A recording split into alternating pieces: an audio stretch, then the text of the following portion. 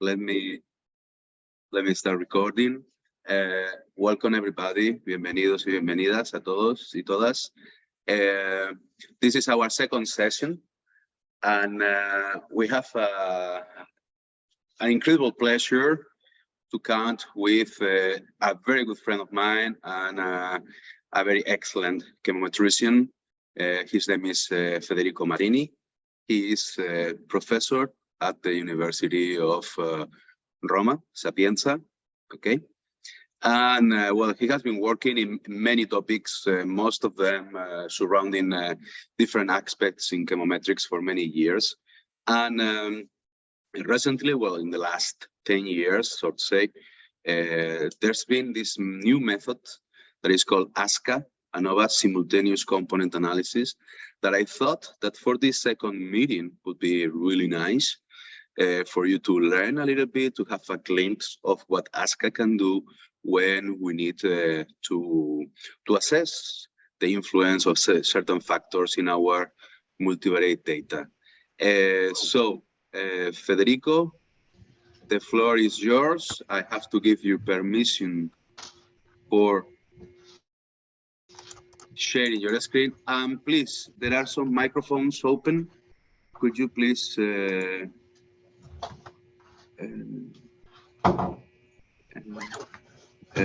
there is some people Fede,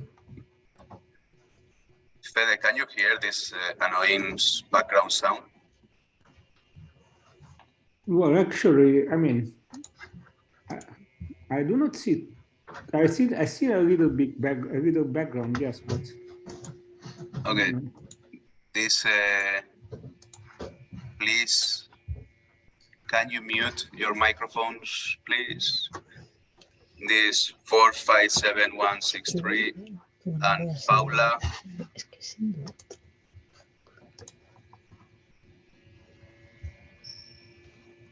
Okay.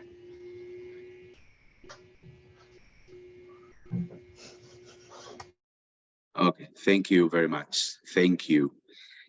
So Fede, now yes, I think everybody's listening to you clearly. So the floor is yours. Okay, so good morning, everyone, and welcome to this talk. So as Jose was telling, the idea is to show you some approaches for the analysis, for the data analysis in particular, for the analysis of data coming from design experiment. And we will see that, of course, we have well-established methods for the case where the data that we collect from design experiments are univariate. So when we are interested in checking one response at a time, but of course, problems occur in the moment when the analysis has to be extended to multivariate data, and especially to what we would call megavariate data, where we are actually collecting a lot of variables for each point of the experimental design. I always like to start this talk by sharing these thoughts. These thoughts are from Ronald Fisher. You probably have heard about him in several domains within data analysis and also in the frame of chemometrics. Fisher has been one of the greatest statisticians of last century. And he was the one who was actually starting the field that we would nowadays call experimental design. The idea behind experimental design is that if we want to get meaningful information from experiment, especially as far as we are interested in checking the extent to which one or more variables that in this context we would call factor affect one or more responses, then the best way of doing this is to carefully plan the experiments beforehand, so that, of course, we are sure, or we can be as sure as possible, that the information we are seeking is within the experiments or within the results of the experiments that we are analyzing. But of course, carefully planning the experiments cannot be the sufficient condition from extracting information from the design experiment, because of course also the data analysis that we are performing should take into account the underlying experimental design that we are using. And that's an extract of the preface of first Fisher book about design of experiments, that with a lot of fantasy was called Design of Experiment, where he was pointing out that on one hand, just doing data analysis without carefully planning the experiment doesn't guarantee you to get the information sought, but at the same time, planning the experiment without taking the underlying experimental design into consideration can give you only a part of the information that you are looking for. So then the two things should proceed in parallel and should interact with one another. So why are we using experimental design? Normally, the idea behind experimental design is having the opportunity of understanding the effect of one or more factors that are variable that we will then control during the experiment on one or more responses. And once we have deemed that this effect could be significant, to try to model the functional relationship between the y and the x. So actually the idea is that depending on the available resources, depending on the possibility, on the extent to which we can control the factors during our experiments, and also depending on how many experiments we are able to carry out, then we can have a qualitative or quantitative answer to the questions that we are asking. Qualitative if we just are able to respond to answer to the first of the 2 points. So when we I mean behind quotes, but when we can only, let's say, afford to do a certain number of experiments that allow us to have a qualitative answer, what we can tell is just whether one or more factors and possibly their interaction have a significant effect on our responses. It means that, for instance, I am checking whether like flow rate of a mobile phase and temperature can have an effect on the resolution between 2 peaks in a chromatographic experiment. Then if I can only make a limited number of experiments and I can only control my factor up to a certain extent, then I will be only able to tell, yes, I can see that if by changing these parameters, by changing this factor, I see that I have a change in response, in this case on the resolution, that is higher in a way than the normal repeatability that I could account for in my measurement. But if I can do a higher number of experiments, and possibly if I can include, we would see more levels of my controlled factor, then I may also be able to tell not only whether my effect of the factor is significant or not, but also try to find the functional relationship, in this case, for instance, between my resolution and the factors that I am controlling. In both cases, I mean, be my answer only qualitative or also quantitative, the goal is to get this information doing as few experiments as possible.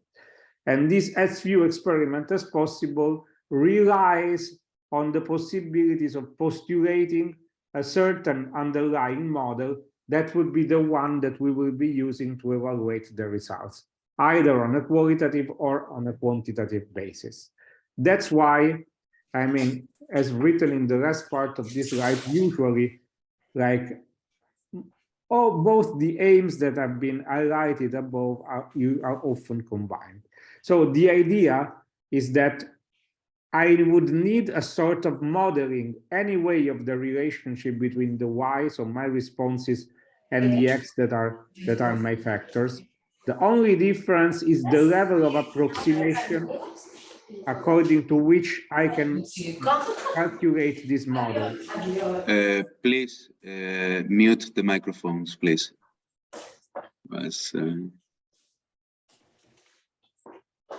So,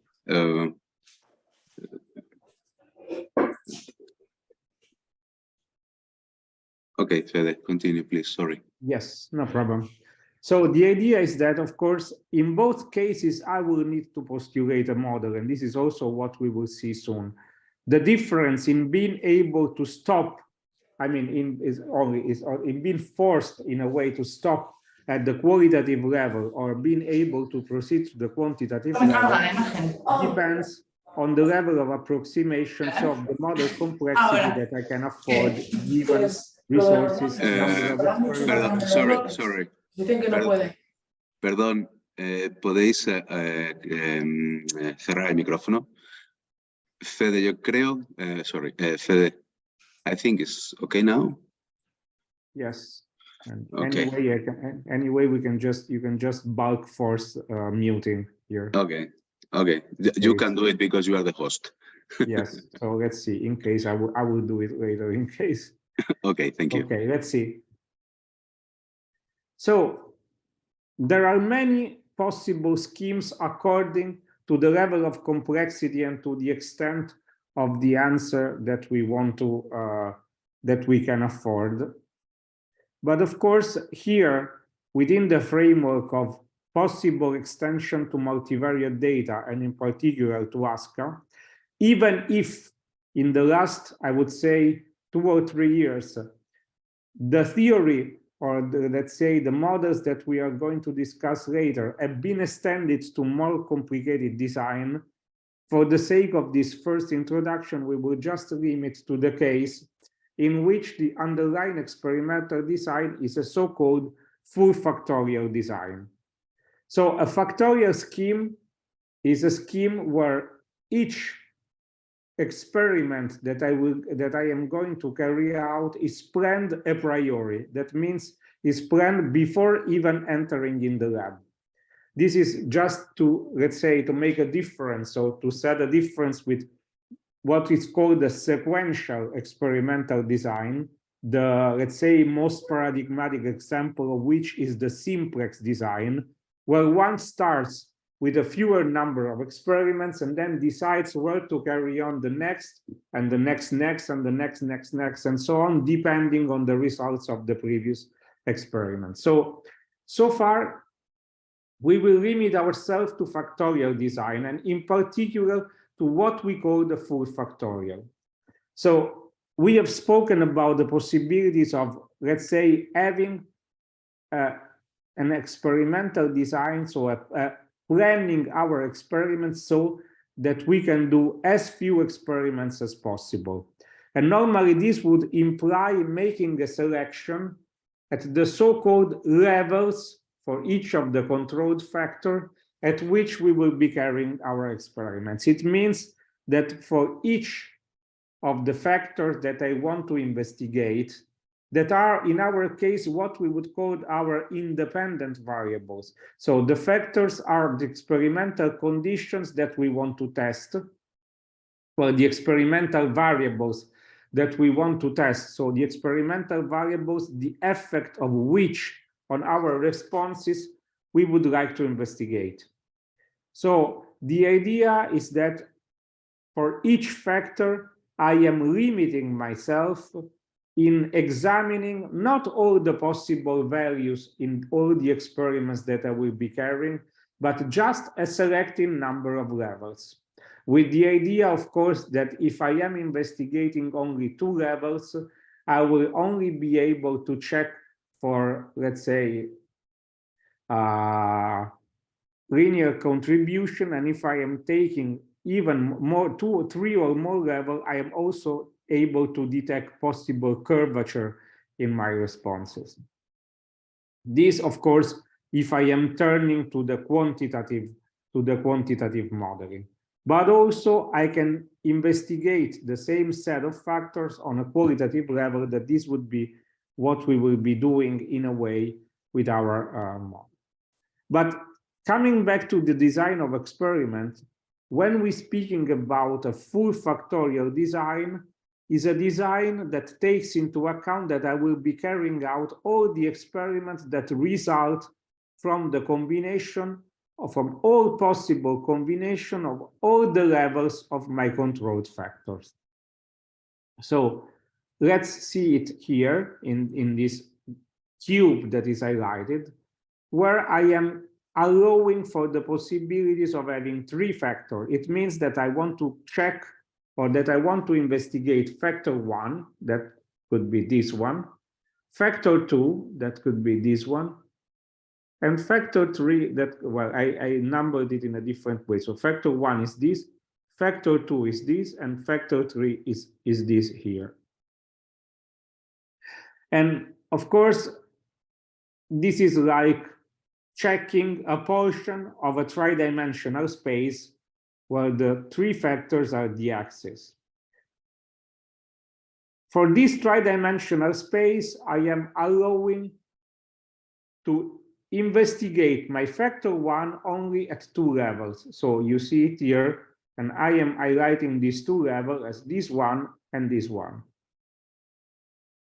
For factor 2, I am deciding to investigate 4 levels. It means that my factor in my experiment can take either this or this or this or this value. While my factor 3, I am allowing to investigate at 3 levels. It means that it would take this level, this value, or this value. To make a practical example, so let's think that factor 1 in my previous example would be flow rate. It could be, for instance, here it could be 0.8 milliliter per minute, and here it could be 1 milliliter per minute. Factor 2 could be temperature. Let's say that I am investigating at 20, 25, 30, and 35 degrees. And factor 3, for instance, can be the amount of formic acid added to the mobile phase, and it could be either 0, 0.1, and 0.2 millimoles, let's say. So in a full factorial design, I am allowing my experiment to span all the possible combination of these levels for the different factors. So you see that, for instance, here I'm making experiment at 0.8 milliliter per minute, 20 degrees, and no formic acid added. And for instance, this one would correspond to 0.1 millimole formic acid. And then here we are at 3 levels. Here is that. This would be 25 degrees temperature, and it would be 0.8 milliliter per minute as a flow rate, and so on. So in this case, of course, the number of total experiments that I will conduct will be 2 times 4 times 3. Then I do my experiment and I record the data. And let's stick to the case where my data are univariate. It means that I am only measuring as a response the resolution between 2 peaks that could be coeluting in my chromatogram.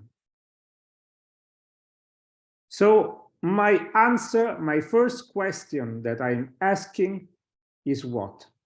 Is, okay, can I check whether the factors that I am controlling have a significant effect on my answer, on my response, or not?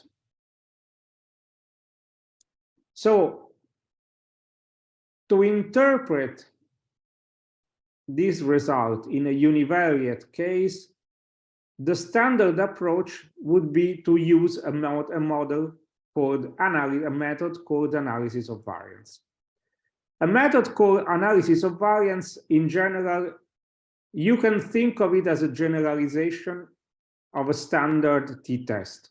So the idea, let's think about what I am asking, or what I am doing.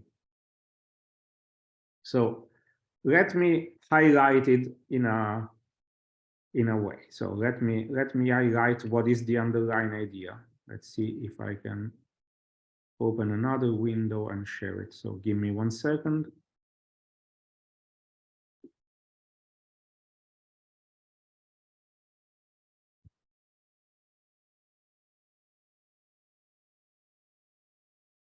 Sit here.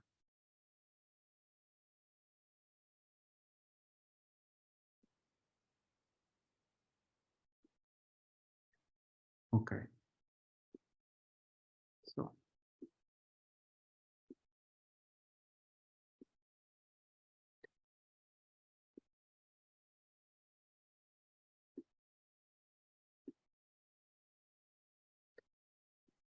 okay, so the idea underlying the a t-test would be the following. So let's imagine that I am checking, for instance, only the flow rate. So this is my flow rate scale, and I'm doing experiments here at one level, level 1, that I call, let's say, 0.8 milliliter per minute, and level 2, that would be my 1 milliliter per minute. So let's imagine that I do 3 experiments at level 2 and 3 experiments at level 1. Should be.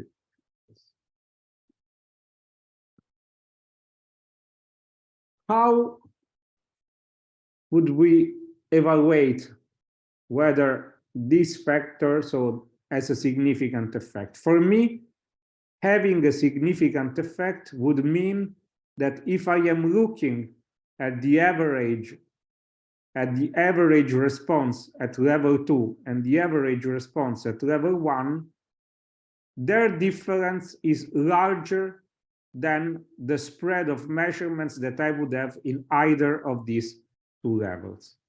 So what I am checking in order to see whether this factor has a significant effect would be checking the difference of the 2 means and see how big, to what extent this difference is bigger or slower than I would say, the repeatability within each of the 2 levels.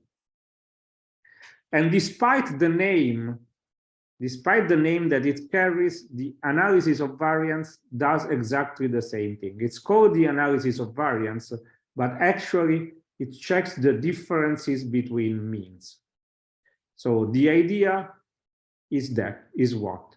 The idea is the following. Let's imagine the case of a single factor.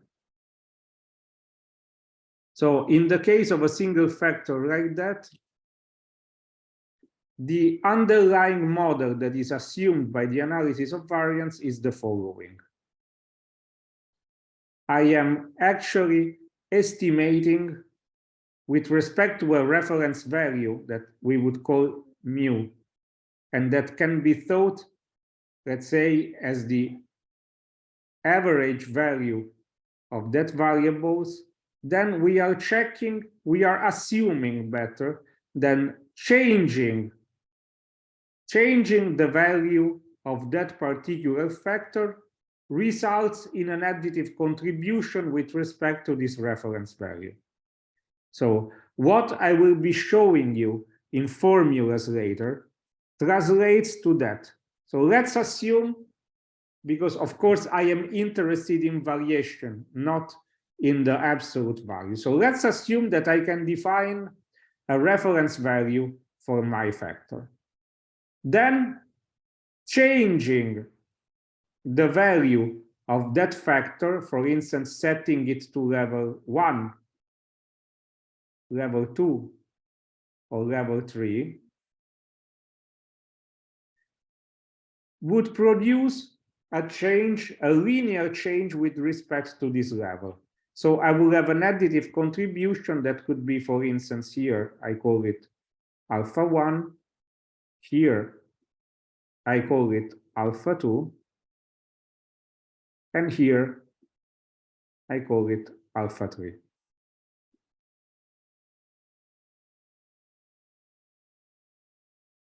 So of course,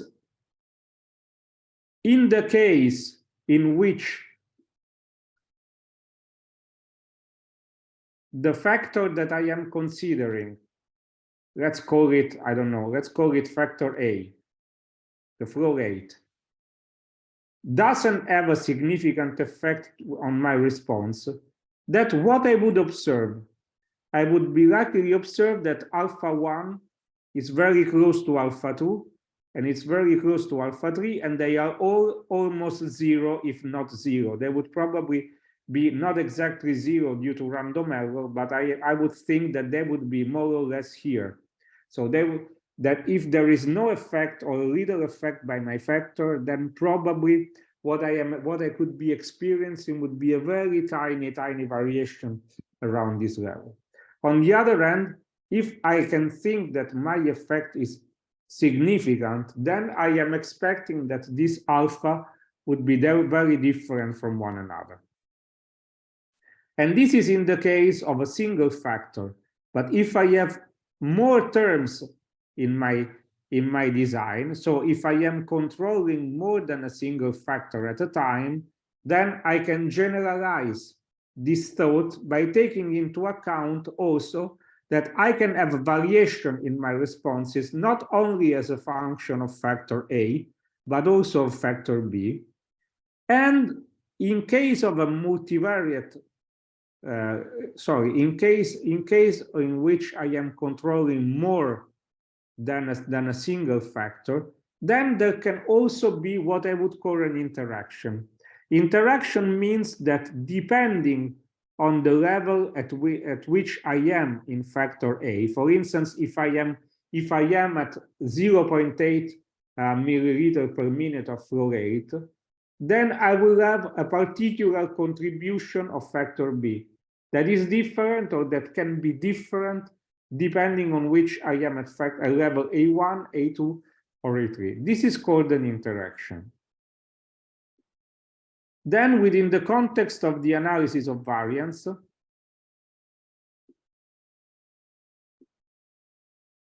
I assume that all of these contributions, so the contribution of the first factor, the contribution of the second factor, and the contribution of possible interactions are all additive. So they would all result in an additive contribution with respect to the level that I would select as reference.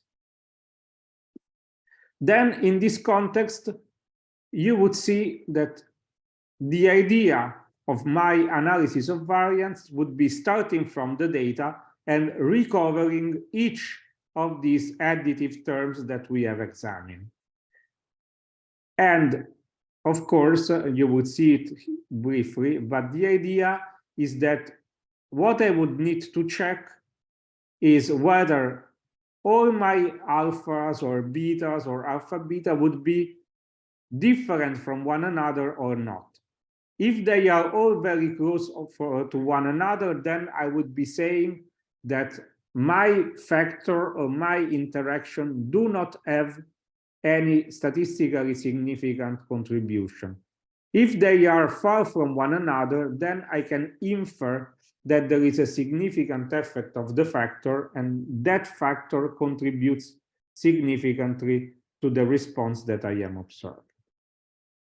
So the idea would be, given the data, and this X is the data, you would see here that the idea is I am collecting data for each of these points, and possibly to get an idea of the random error or the repeatability of the measure. Think about, we were discussing a few minutes ago in my example. We need to check whether these levels, so these alphas or betas or alpha beta, are different, comparable, compared to the, let's say, variation that I am expecting given the random error affecting the data. So ideally, I would keep or acquire a certain number of replicates for each of the design points.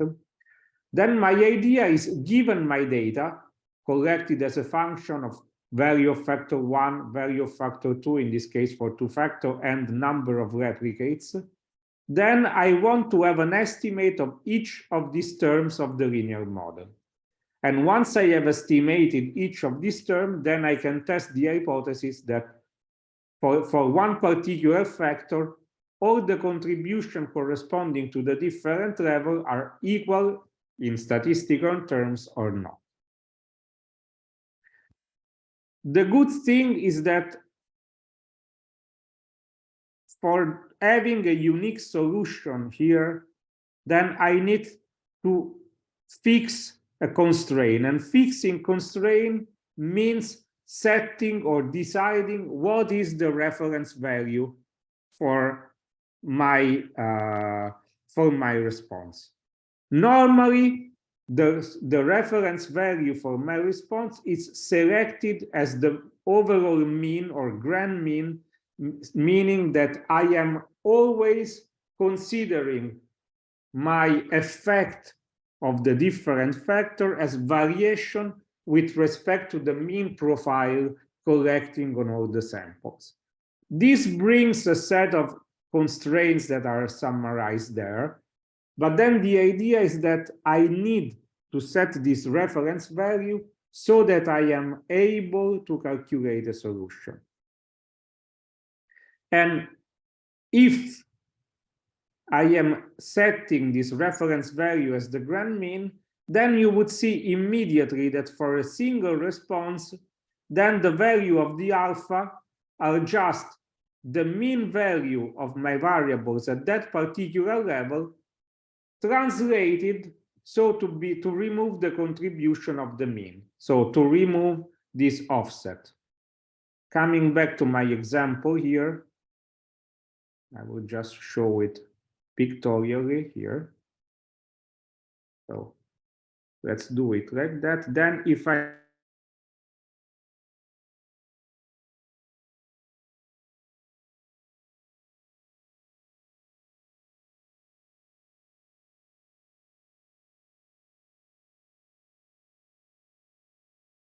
are on top of it, Fede? Yes. Okay, it's because for a couple of seconds I don't know if it was my connection anyway, continue, sorry. Yes. So if I am setting this as the overall mean, then my estimate of the alpha would be this difference here for alpha 2, this difference here for alpha 1. So it would be given by the average of the experiments carried out, for instance, at the level 1 of the factor, just subtracting from that value the overall mean, and so on for the rest. So it means that I am taking, sorry, this should be up to the mean, so here.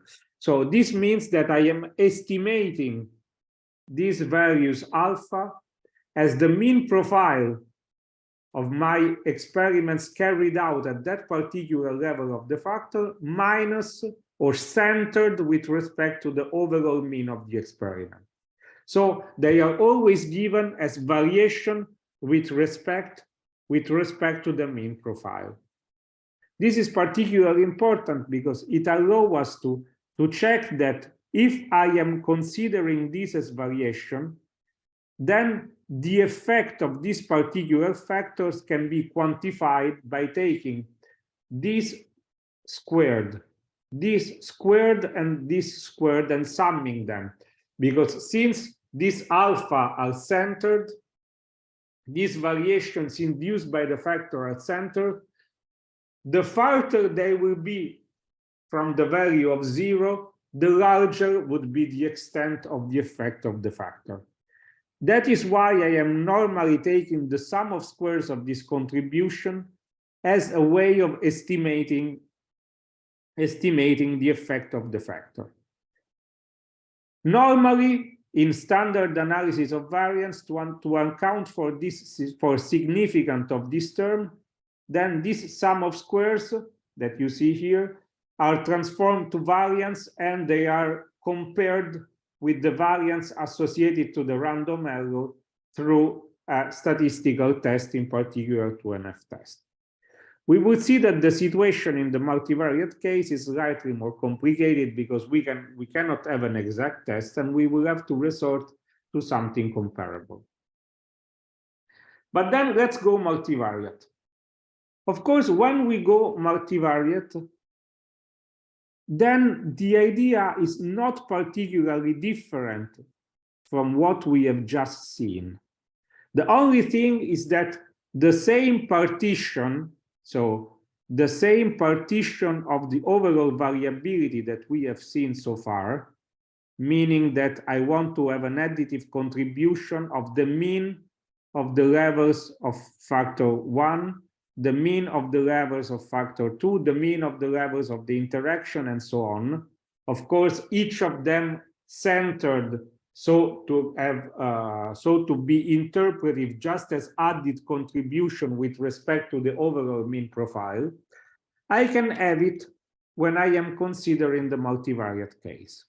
So if I take my experimental data matrix after mean centering, so after removing the mean profile, then what I need to do in order to perform a multivariate analysis of variance is just to calculate these effect matrices. So of course, for each of the factor, I will have not a single value like here, so an alpha I depending on my experiments as an additive contribution, but I will have a vector for each particular experiment that is the mean profile corresponding to that particular level of the factor.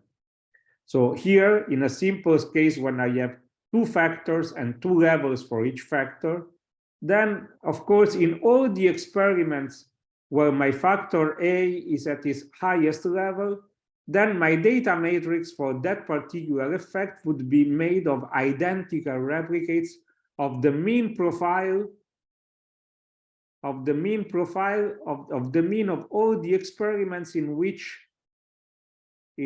that factor is at its highest level, calculated already on the centered data matrix to account for removing of the overall mean. And the same would hold for the other four experiments here. There would be identical copies of the mean profile of these four experiments. And the same for factor B and the same for the interaction. Of course, this is my ANOVA model. What is left out, so the difference between the centered matrix and each of these effect matrices would be the residual variation, so the variation that is not accounted for by the model. Let's see it pictorially here. Okay, we can see it, yes, here. So let's imagine that we have only two variables. It's the simplest case of multivariate data analysis. So what I would be doing would be calculating the overall mean. So I'm taking first and second column and I'm calculating that mean. Then my centered data matrix would be this matrix here minus this matrix that is made by identical copies of the overall mean. So mean of column 1, mean of column 2. What is left out? I have to calculate effect of XA, XB, and interaction between A and B. And what would be left out would be the residual. Here, I am assuming that matrix A has two levels. So 1, 2, 1, 2, 1, 2. So I am assuming that in what this, and this row, I will have identical copies of the mean of these 6 experiments here. And here you see 1, 2, 1, 2, and 1, 2, they are identical copy of the mean of these 6 experiments in the centered data matrix. So in the matrix resulting from removing from this matrix here, the overall mean. On the other hand, in the other 6 row, I will have the mean of the other 6 experiments. And you can see it graphically here. This is for an example with 3 variables, but it is the same, that due to having centered my data matrix, then the mean profile for level 1 of the factor would be equal to minus the mean profile for level 2 of that particular factor. In the case of factor B, that in this example has 3 levels, still this 3 mean profile would sum to 0. So if I am adding the mean profile at level 1, the mean profile at level 2, and the mean profile at level 3, they would sum to 0. The corresponding data matrix, this is exemplified by 2 variables only, but is the same. We'll have the mean profile of level 1 copied in all 4 experiments here, where level 1 is accounted for. The mean profile at level 2 copied identically to the 4 experiments where level 2 is present, and the mean profile at level 3 again. And if I am calculating the sum of this and the sum of this, you will identically have to 0, because we are operating on a centered data matrix. Same holds for the interaction, and what is left out by removing all these terms from the original data matrix would be the residual, so the variability that I am associated just to random error. So the difference between my model and between my data and the model I am using for a measure estimating this data. So how does ASCA work? ASCA is one of the possible ways of estimating or doing the analysis of variance in the case of data having a high number of variables and having highly correlated variables, because there is a generalization of the analysis of variance to the multivariate case. It is called ANOVA. This is a straightforward generalization, but of course it suffers from the same problems which makes us not able to use linear regression or ordinary least squares on ill-conditioned matrix. So it cannot be applied to cases where I have more variables than observation, than experiments, and when these variables are highly correlated. So how does ASCA works? Starting from the centered data matrix, so the data matrix where I'm removing the mean, then it calculates all these effect matrices in the way we have discussed so far. So it extracts the matrix corresponding of the effect of factor A, of factor B, of the interactions, and of the residuals. And then it checks for the significance of the effect of the different terms in a way that we will be seeing in a very short while. And if the effect is deemed significant, it interprets the multivariate effect of a particular factor by doing what is called simultaneous component analysis. But simultaneous component analysis under the constraints of ANOVA is just PCA on that particular data matrix. So it's PCA on X1, or PCA on XB, or PCA on XB, depending on which matrix or matrices I am interested in. So the first thing is that I have my centered data matrix and I calculate the effect matrix for factor 1, 2, 3, depending on how many factors I have in my design and possible interactions. And if you look at it, and we have already discussed this is how, for instance, factor A would appear in the case in which my factor A has only 2 levels. So I will have a matrix in which half of the terms are the mean profile of level 1 of factor A, and half of the rows are the mean profile of level 2 of factor A. And these are also centered. So one is the mirror image of the other due to construction. Well, due to centering, what I am expecting? I am expecting that if the factor doesn't have a significant effect, these 2 profiles will be almost coincident. And the more the higher the extent of the effect of the factor, the more these two profiles will be diverging with respect to the origin. So if I am taking the Frobenius norm of this matrix, that means the sum of squares of these elements of these values here, then this would be as higher as possible, the more the more the effect is significant. So the more the sum of square of the matrix elements of this matrix are far from zero, the higher the extent of the factor effect. So the first thing is that I am calculating the sum of square of the elements of each of these matrices to estimate their the multivariate effect of the corresponding factor. So the sum of squares of the Frobenius norm of the matrix XA would quantify the effect of factor A on my multivariate data. The sum of squares of the elements of XB would quantify for the multivariate effect of factor B on my data, and so on. And the good thing is that these sum of squares are additive.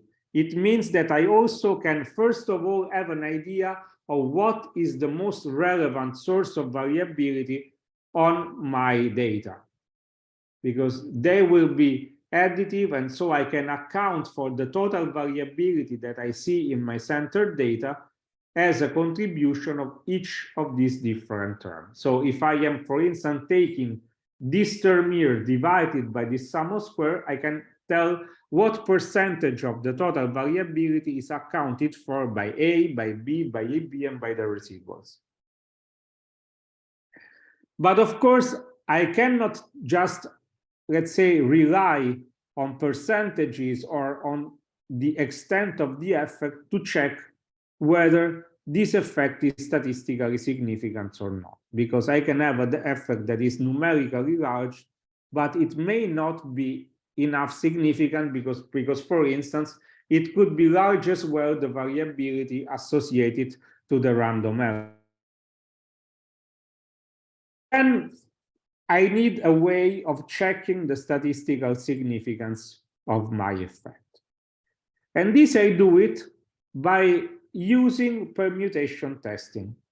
Permutation testing is a way of accounted or non-parametrically estimating the null distribution, so the distribution under the null hypothesis of the sum of squares of my effect matrix terms. How do I do it?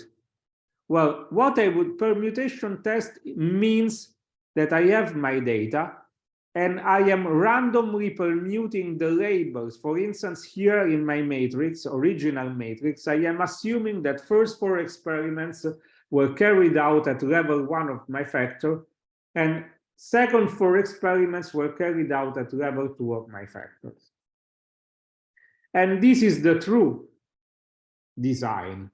Then I am doing ASCA, or I'm doing my ANOVA decomposition. I am calculating my matrix XA, I am calculating the sum of squares of this matrix, and I have an estimate of the effect of that particular factor. So what I do in permutation testing, I am taking the same values, but I am permuting the labels. So for instance, in this second experiment, this, for instance, is given label 2, and this is given label 1. And the other ones are the usual labels. And I am doing the same again and again, and I'm calculating my XA according to the ANOVA decomposition and the sum of square. So I am disentangling, you see it here, I am disentangling the experimental data with respect to the design coding.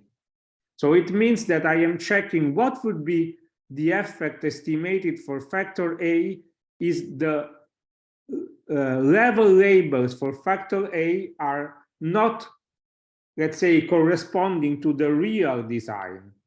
And I'm doing a significant number of times so to have an estimate of the distribution. Normally, I'm doing like 5,000 or 10,000 times. That I am my real value, so the value of the sum of squares of the design terms of the effect matrix estimated on the true coding. And I have the corresponding values estimating under the permutation. By comparing this value with this null distribution, I can check for significance, and I can even have a non-parametric estimation of a p-value just by counting the fraction of the total permutation that I get a value higher than the experimental one. So here I would say, okay, in this case, my p-value would be practically 0. Technically, is less than 1 over the number of permutations. So here it would be less than 0.00001. Then my effect is deemed significant. And if my effect is deemed significant, then I can interpret this effect by doing PCA of this matrix. Well, if you look it carefully, then let's consider the case in which I have only 2 levels. I have 2 levels. It means here I have half of the row of my matrix that are identical copies of one profile, and half of the row of my matrix that are identical copies of another profile. And moreover, these 2 profiles are centered, so one is minus the other. This means that if I am doing PCA, I have one component with 100% explained variance, and one score would be minus the other. Of course, if I have 3 levels, I would have 2 components that, due to centering, explain 100% of the variance, and I will have only 3 points in my score plot, and so on. Then here you see it. For instance, how do I interpret this plot? Well, it's easy. It's just like PCA. So I see that high level of the factor here is, for instance, at positive scores, and low level is at negative scores. It means that if I look at the corresponding loadings, by increasing or by being at high level of my factor, I will have a higher amount or a higher intensity of this, and this signal, and a lower intensity of this signal here, of this variable here, and vice versa if I am at a lower level of the factor. Actually, if you wish, you can estimate even confidence interval for the loadings, for instance, by bootstrapping and only interpreting those variables for which the loadings confidence interval do not intersect the 0. But this is another things that you could do. Otherwise, you would interpret all the loadings in the usual way. But doing the PCA actually allows us also to have a further interpretation of our data, because we have seen that in our score plot, we would only have as many points as the level of that particular factor or interaction. But if we want, for instance, to have something comparable to what is called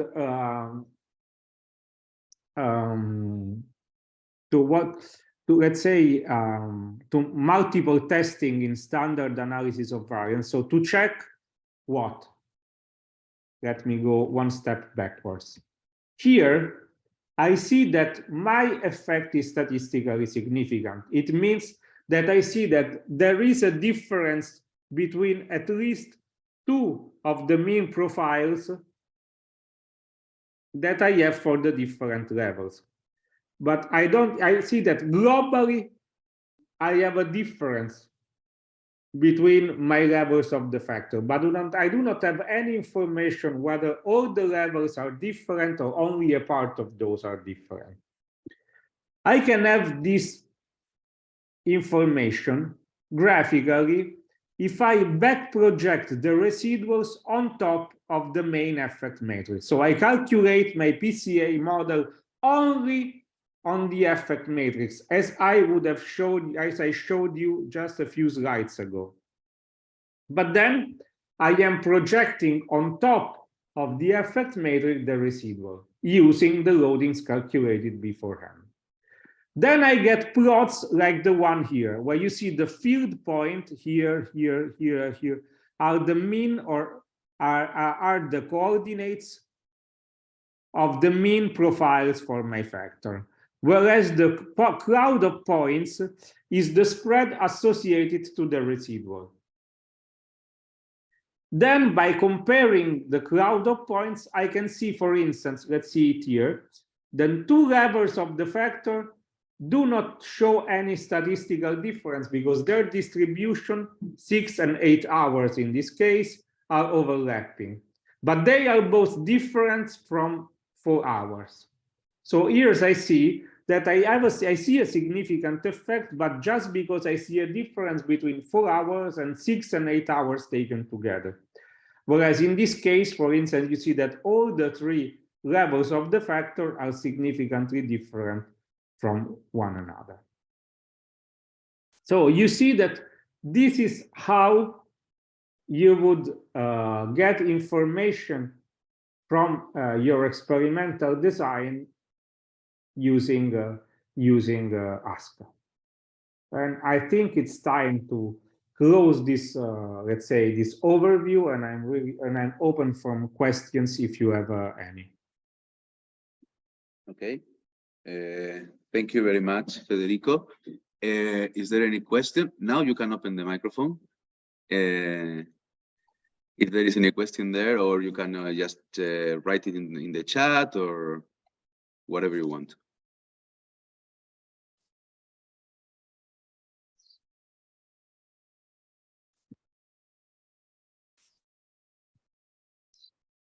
No? Federico, I have a question. This type of modeling can only be applied if you have full factorial designs? Let's say yes, so far. But okay, there have been applied also to other designs, and for instance, but it's more, I mean, it's still more about cross design. So where you have all possible combination between the different levels of the factor.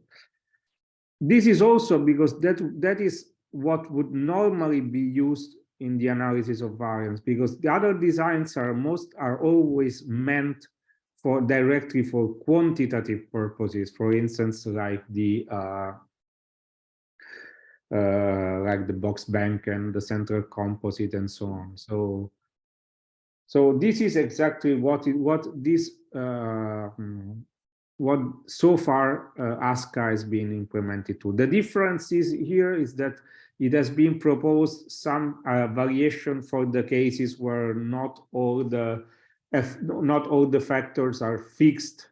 So this means that okay, that there are normally differences between fixed effect and random effect, but this is a bit more complicated in terms of, or in the cases of nesting, there has been proposed some ASCA for nested design and for longitudinal or repeated measurements design, but still in the case in which there is some crossing or at least nesting, but in the context of full factorial. Mm-hmm. Okay, thank you very much. There is a question in the chat that says, what happens if the levels overlap in a score plot of PC1 versus PC2, but not in PC2 versus PC3? Well, this depends, I mean, on the explained variance of the different principal components. I mean, still you would see that probably there is a very loose difference between the level.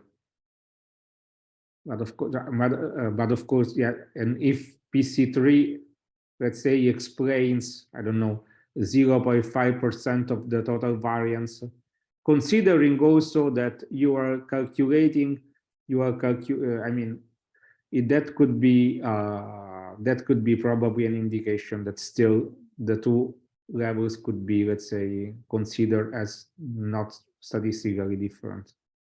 Mm-hmm. Or one can check, for in this case, of course, one can check the plot of PC1, PC2, and PC3 together to see how separate they are. Okay. Thank you very much. Any more question? No? Yes, I'll have right. My hand is risen, you see. Okay. Well, Andreas. Ah, okay. Yeah, I didn't see the hands. Yeah, politely, I rose my hand. Okay. Yeah, thank you, Federico. Basically, two questions. One is the method restricted to, or does it require specific statistics? Let's say something like a normal distribution of the individual parts or not? Okay, so technically, I would say it is not restricted, but technically, I mean, the standard analysis of variance is based on the assumption of normal distribution. Yeah, for that reason, I'm asking. Here testing is carried out non-parametrically by permutation testing, but still, let's say that it's not mandatory, but if you are dealing with variables, and this is also to my, not only to my experience, but with example, we also see so together with ASCA. And so, I mean, normally, if you have very skewed variables with a very skewed distribution, then square root or logarithm transformation would definitely improve the estimates that one would achieve. Yeah, I had another question. We have this overall mean and then this contribution of A and the little fluctuation by B, and also this entanglement, the mutual interaction between A and B. So what happens if I have A, B, C, D, E, F, G, and much more? And then with all these interaction terms, that becomes very complicated then. Can this be handled somehow with these algorithms? Well, you can, in principle, you can handle as many factor and many interaction as you wish. Mm-hmm. The problem, I mean, the real problem is that actually it would be very, the more the factor you control, of course, in this case, you would also, considering that is a full factorial, I mean, if you have two factors and these two factors are, if you have 8 factors, for instance, or 6 factors, and if they are controlled at least 2 levels each, then the number of experiments would be 2 to the 6th. And if you allow for at least 2 replicate, it would be 2 to the 7th. And this is only, and this is in the case where you are allowing only 2 levels to be investigated for each factor. So first of all, you have to do the experiment. And second, probably with that number of factors, that can be the probability that you would not find as significant most of the effect that you have. But of course, in principle, you can calculate it. I mean, calculation in principle, provided that the number of experiments are enough, so they follow like the design, then of course calculation can be carried out because the system is defined. So it's not a condition if you do the proper number of experiments in terms of the design, I mean. Okay, thank you.